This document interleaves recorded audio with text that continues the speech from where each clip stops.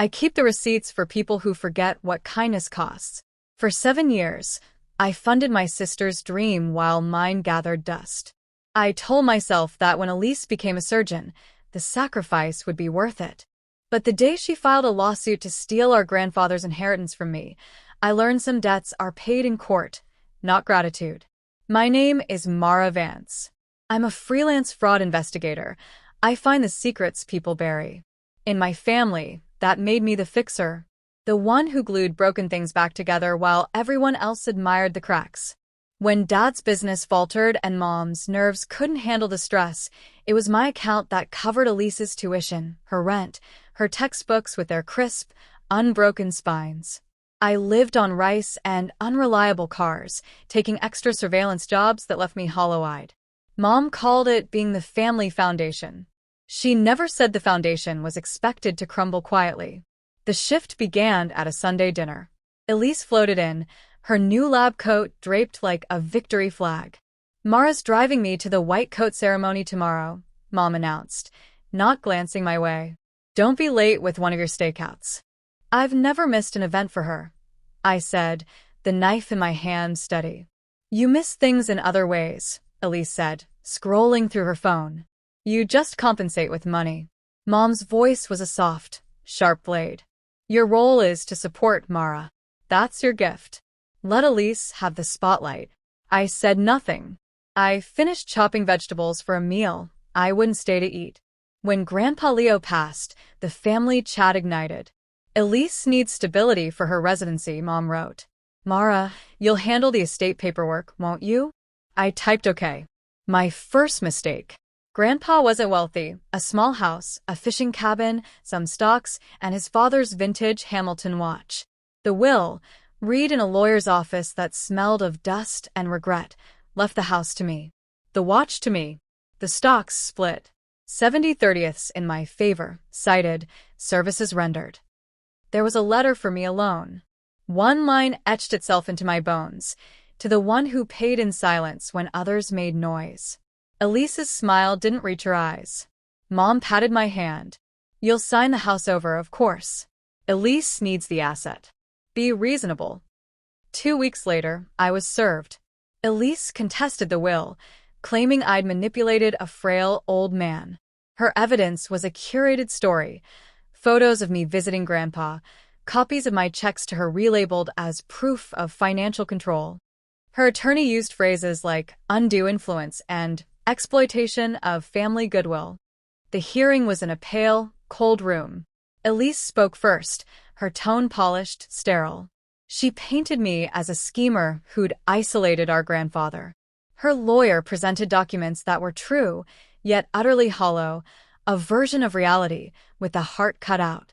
When my lawyer, Sonia, asked where my money had gone for 7 years, I said, "To Elise. Every dollar I could spare." Elise gave a faint, dismissive shake of her head. "Your Honor," I said, my voice clear in the quiet, "I have one exhibit." I approached the clerk with a thick, bound ledger. Every transfer, every payment, every loan I took out in my name for her education. The judge accepted it. "And this," I said, producing a slender, sealed envelope. "A letter my grandfather wrote to Elise. I've never opened it. She should." Elise took it, confusion flickering across her practiced composure. She unfolded the page. As she read, the blood drained from her face. Sonia then submitted Exhibit C, screenshots of Elise's messages to friends.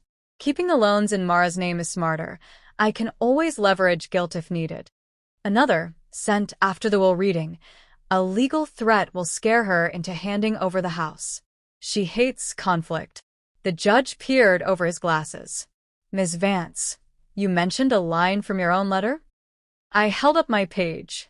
It says, "Mara, if anyone ever tells you your purpose is to sacrifice, you have my permission to tell them no." Elise finally found her voice. He was sentimental.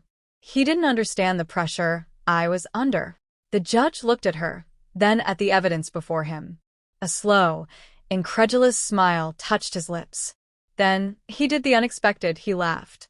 It wasn't cruel, but it was definitive. the sound of absurdity recognized. "Counsel," he said, composing himself.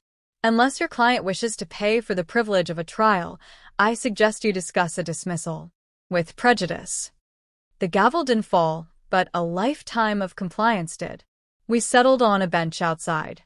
Elise withdrew everything. In return, I didn't pursue legal fees. Mom called it a misunderstanding. Dad stared at his shoes. Elise later appeared at my door with expensive tea and an unspoken plea to pretend. "I paid you back," she said weakly, after I refused the offering. "You withdrew a lawsuit," I said. "That's not repayment. That's retreat." She left the tea on the step. I watched it grow cold through the window. Life after no tastes different. Food has flavor. Laughter isn't a currency. I paid off the lingering loans, the final numbers dissolving to zero with a clean, quiet click. I fixed the loose step on Grandpa's porch. I bought a porch light with a motion sensor, watching it click on as I ate dinner alone, a small beacon in the dark. Weeks later, an envelope with no note slid through my mail slot. A cashier's check for $5,000. The memo line read, "For the cabin roof." It wasn't an apology. It was an admission. I deposited it into a new account labeled Future.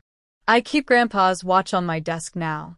I wind it each morning, listening to its steadfast tick, a sound that doesn't ask for anything, but simply marks the time I've reclaimed. My phone buzzes with family texts I sometimes ignore. The silence that follows isn't empty. It's mine. And for the first time in 7 years, it sounds like freedom.